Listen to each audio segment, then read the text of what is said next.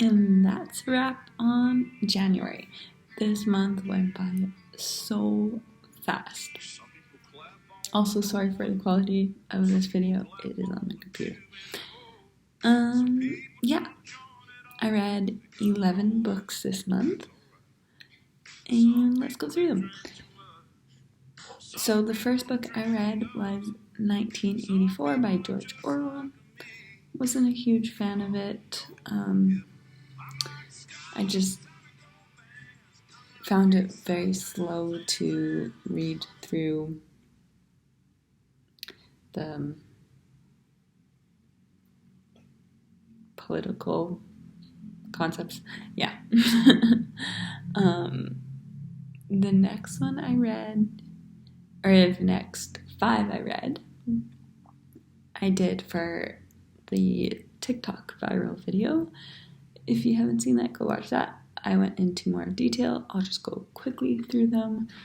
The first one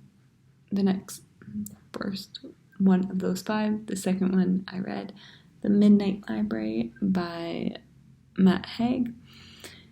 Then I read The Song of Achilles, which I really enjoyed, Madeline Miller. Circe, also by Madeline Miller. And then I read The House in the Cerulean Sea, which I really enjoyed as well, by T.J. Klune. And then I read A Court of Thorns and Roses by Sarah J. Maas. And again, I liked that one. So TikTok did good this month. The next 4 I did for Pondathon.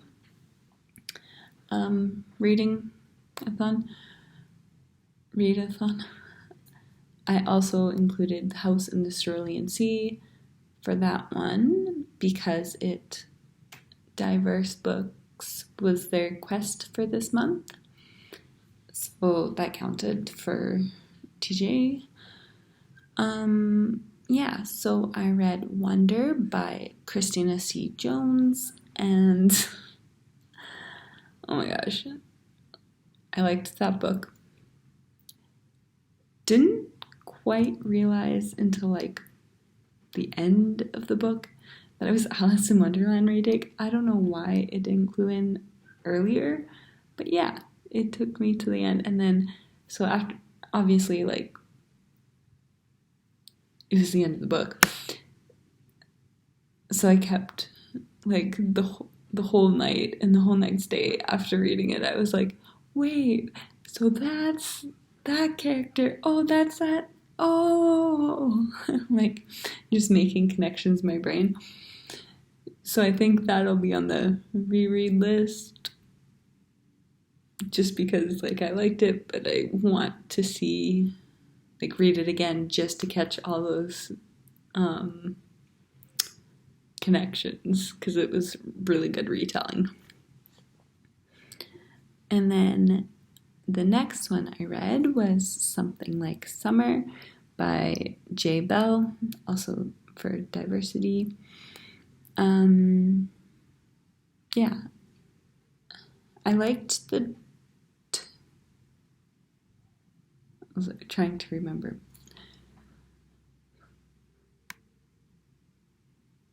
I liked the book. There we go.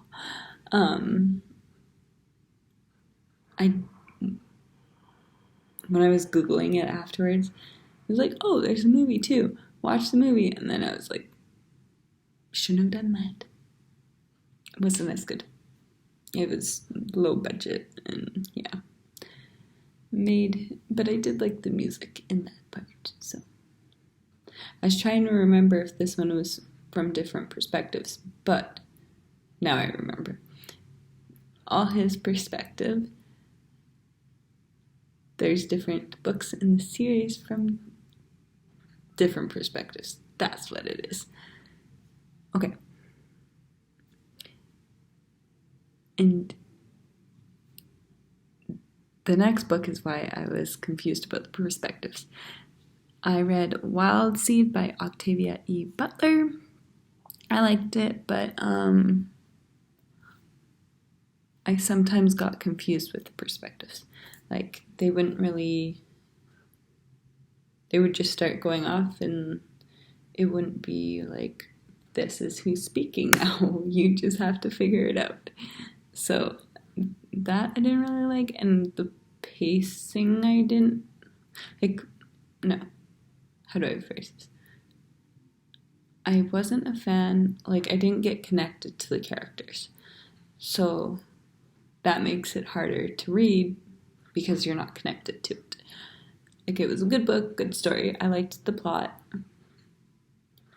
I just wasn't connected to the two main characters.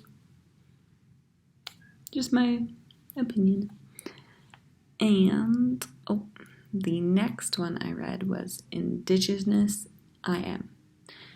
It is by Natalie Wilkins, and it is a combination of poetry. I'm not huge on poetry, but I liked it. It was good for what it is. Okay, final book, number 11. I read Enchanted.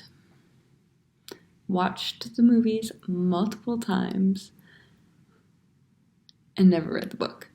So now I've read the book. I still love the movies. And I liked the book. They're just separate in my mind. It's very different. Like, yes, there was still, like, I don't know, her breaking the uncle in the movie wasn't connected to the in the book. And then it's hard also to, like, show time in movie. Like, this was the year, like, this is how old she is, and things like that. So that's why I liked the book better. Like, well, I still like the movies. But, yeah, I liked the book based off, like, that it could show more details and the timeline, things like that. And she broke the curse, not by wanting to kill him, just by not, like, wanting to put him in danger, protecting him. So, that was my January read. Thank you for joining me.